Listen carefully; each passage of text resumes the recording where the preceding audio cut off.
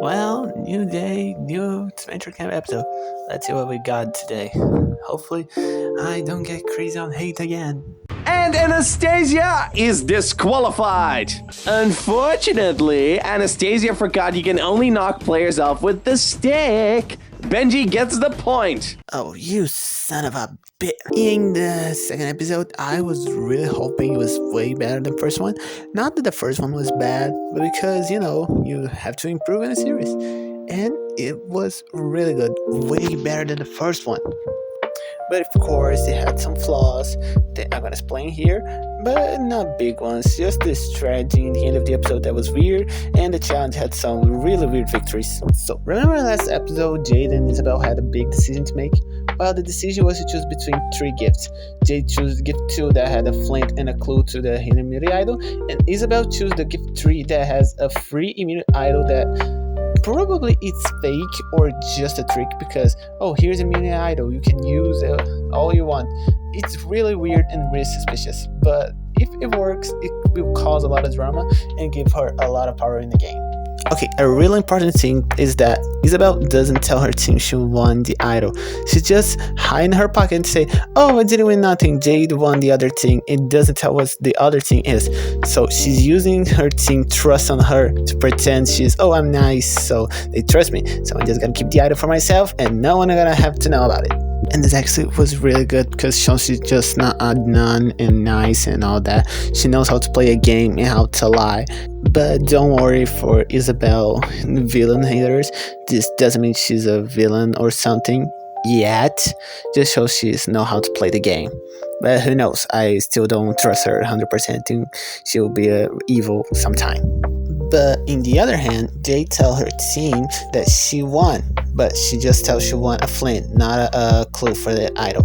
And everyone is happy about it except Amelie. She thinks it's really weird. If for a reason, because it's a super important decision and you come back just with a flint, come on, it's suspicious. But no one cares because it's Emily and people just think she's annoying and whiny, so everyone just forget it. And after that, we learn about the other contestants a bit more, like that Ivy dropped out college because of her parents and her actress career, and then died in the show to help his mother. We all know that because of the audition tape, but now he gives a way better explanation. But back to the important things. Jade is seen looking for the idol, but Spencer goes to talk to her and she hides the clue really fast because she doesn't want people knowing about the idol. And it makes sense because with more people knowing, less worth it is. And it was just because I thought it was cute. She has a nickname for him already. Just me. Okay.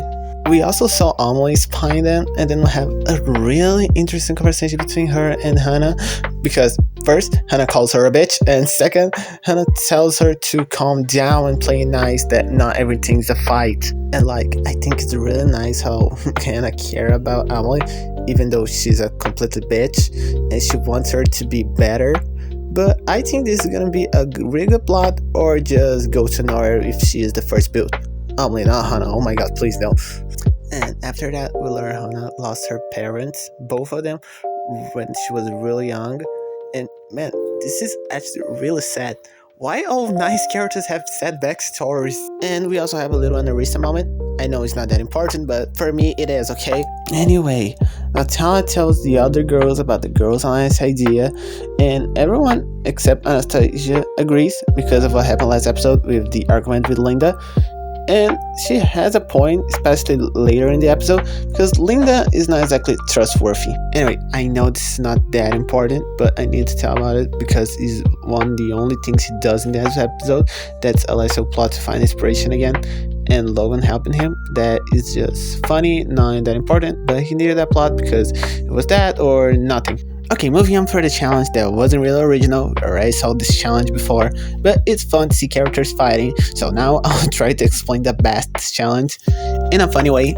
First round was Isabel versus Hannah, that Hannah won with the most stupid way possible. She just say, look over there, and Isabel looks like a kindergarten. I mean, this most stupid and old way to win a fight.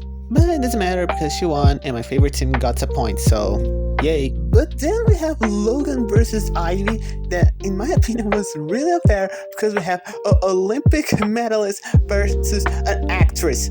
Of course he would win, and he won, not surprising. But anyway, The third round was Natalia versus Zai. It was a really good match because Natalia just used the old technique of pretend to be her and win the challenge.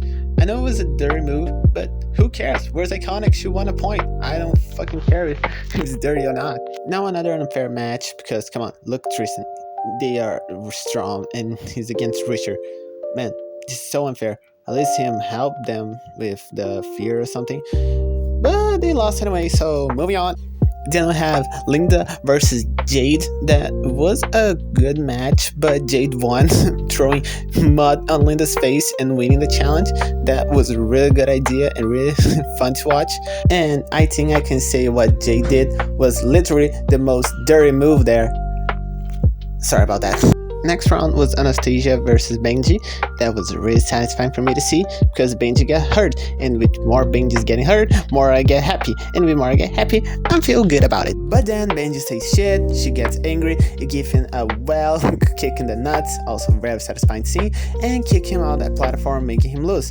But actually, she lost the challenge because she can't use her feet. She can only use the step. And this is so unfair because Jake did the exact same thing with Nick last season.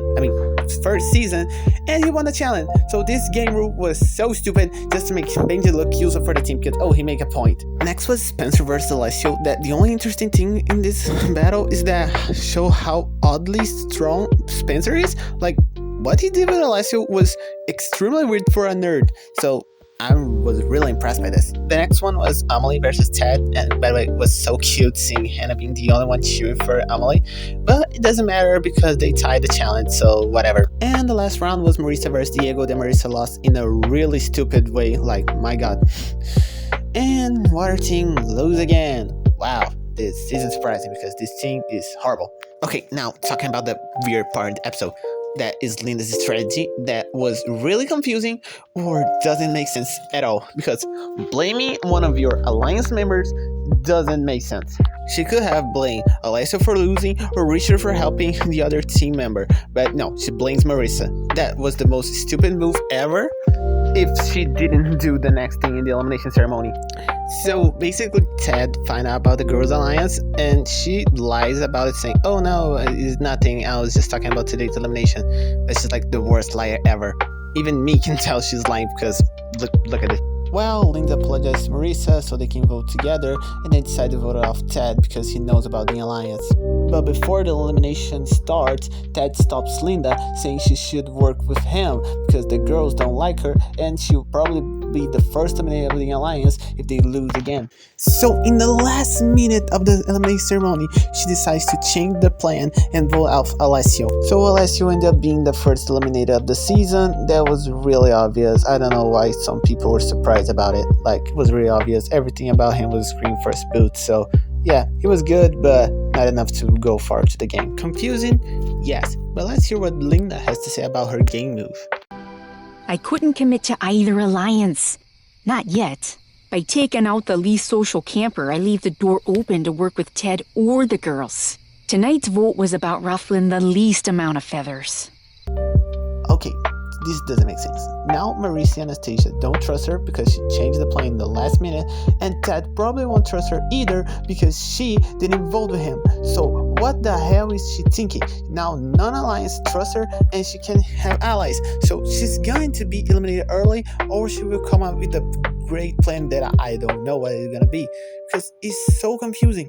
Look, I don't dislike Lynda. I think she's a great character, but this strategy doesn't make sense at all, and she going far seems really hard now with this whole plan of hers that doesn't make sense. But even with this weird strategy, the episode was great. The challenge, okay, I already saw this challenge before, but it's fun to see characters fighting, and the characters' interactions were so good in this episode, way better than the last one. Even Benji didn't say a terrible thing so bad in the last one, but he's still a disgrace. Well, next episode, Fire Team will probably lose, and if I have to guess who will be eliminated, it's probably Benji because he's doing nothing and he only won a challenge by luck, or Amelie because everyone thinks it's annoying, but I still hope she have a redemption arc. And well, I think that's it, guys. Subscribe, and well, that's it. Bye bye.